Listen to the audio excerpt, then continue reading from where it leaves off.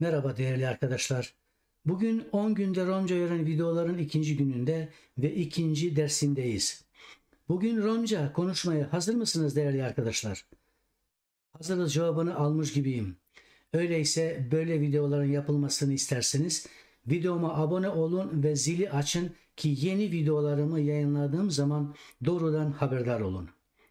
Dersi başlamadan önce ekrandakilere iyi göz atın ve yazılı olanları iyice hatırlayalım. Çünkü bir ekranda çok bilgi alacaksınız. Onun için neyin nerede geldiğini bilirseniz daha iyi hatırlamanıza ve öğrenmenize yardımcı olur. Evet, şimdi dersimizi başlayalım. Bir dili konuşabilmek için ilk önce kimin kiminle konuştuğunu yani şahısları bilmemiz gerekmektedir. Onun için ilk önce şahıs zamirlerini öğrenmemiz gerekiyor. Romca'da şahıs zamirleri ekranda gördüğünüz gibi kırmızı renkli yazılı olanlardır. Eğer kim veya ko sorusuyla başlarsak tanıtım daha uygun olacaktır. Yani ko Romca'da, kim Türkçe'de. Me ben, tu sen, o erkek için, oy o dişi için, amen biz, tümen siz, ol onlar. Bunu öğrendikten sonra şimdi şahıs zamirlerine bir fiil katalım ve cümle kurarak konuşmaya başlayalım. Siklovipe fiilinin yani öğrenmek fiilinin örnek alırsak cümle kurmaya hazırız demektir. Siklovipe fiili bazı lehçelerde siklovipes, siklovimos veya siklovimata şeklinde konuşulur. Fakat bunların son ekleri yabancı dillerden Romca'ya girdiği için biz orijinal siklovipe fiilini standart konuşma için alıyoruz. Bununla ilgili başka bir videoda açıklama yapacağım. Bunu anlattıktan sonra kaldığımız yerden devam edelim. Şimdi ilk önce olumlu cümle kuralım. Siklovipe fiilinin emir kipiyle yani siklov yani öğren ile bunu yapalım. Me siklovav. Ben öğreniyorum. Tu siklove. Sen öğreniyorsun. O siklovel. O öğreniyor. Oy siklovel. O öğreniyor dişi için. Amen siklova. Biz öğreniyoruz. Tumen sikloven. Siz öğreniyorsunuz. Ol sikloven. Onlar öğreniyorlar. Bunu da yaptıktan sonra şimdi soru cümleleri yapmamız gerekiyor. Soru cümlelerde burada kuralları anlatacağım. Kurallar şöyle.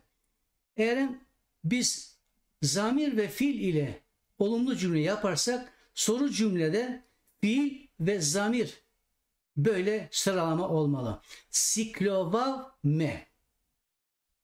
Siklove tu. Öğreniyor muyum ben?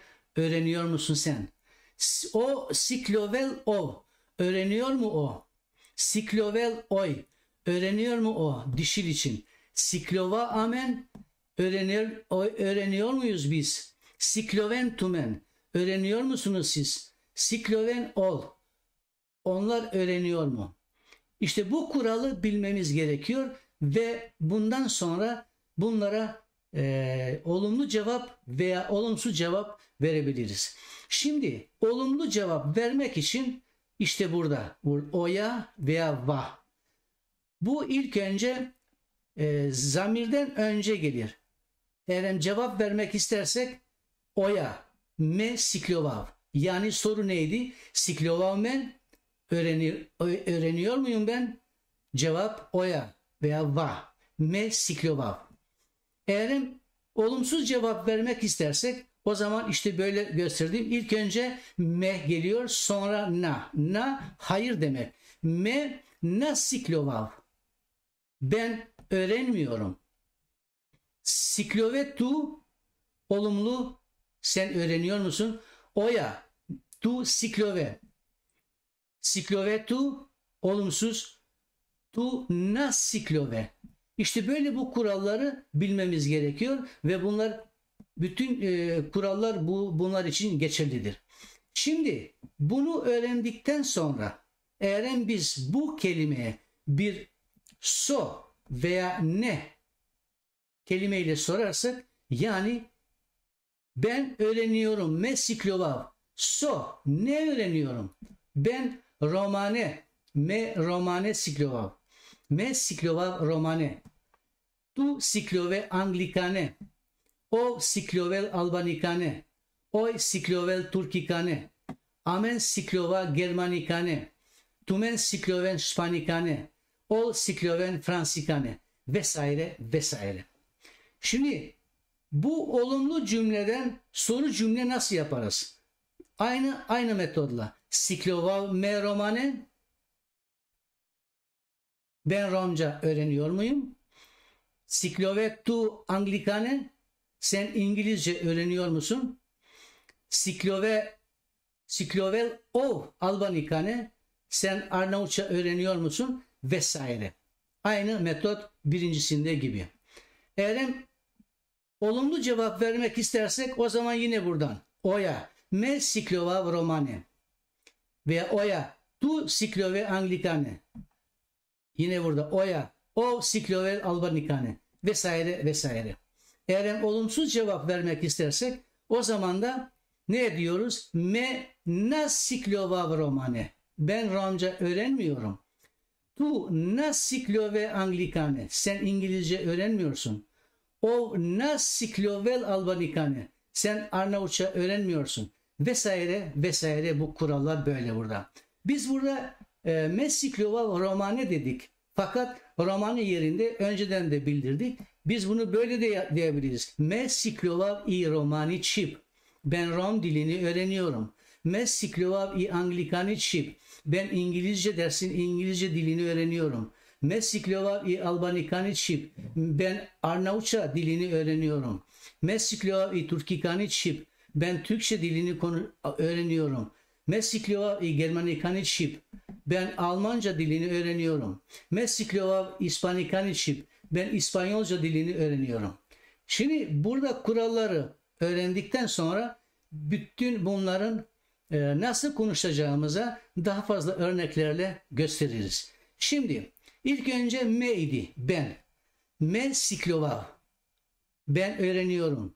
Siklovav me. Ben öğreniyor muyum? Soru cümlesi. Cevap neydi? Oya, va. Me siklovav. Evet, ben öğreniyorum. Veya me na siklovav. Ben öğrenmiyorum. Şimdi geçen dersteki kelimeleri bildiğimiz için biz eğer bunları yalnız Romca okursak o zaman da Romcayı daha çabuk öğreneceğiz. Şimdi tu siklove. Siklove tu, oya, va, tu siklove. Tu na siklove. Kurallar aynı. O siklovel. Siklovel o, oya, va, o siklovel. O na siklovel. Oy siklovel. Siklol oy, oya, va, oy siklovel. Oy na siklovel. Amen. Biz çoğuldu şimdi. Amen siklova. Biz öğreniyoruz. Siklova amen. Biz öğreniyor muyuz? Oya, va. Evet. Biz sikliyoruz. Amen siklova. Amen na siklova. Biz öğrenmiyoruz. Şimdi siz çoğulda. Tumen sikloven. Siz öğreniyorsunuz. Sikloven tumen. Siz öğreniyor musunuz? Oya, va. Tumen sikloven. Evet. Siz öğreniyorsunuz. Tumen na sikloven. Siz öğrenmiyorsunuz. Vesaire, bunları yalnız Romca okuyacağım çünkü artık onu biliyorsunuz. Ol, onlar hakkında. Ol sikloven. Sikloven ol.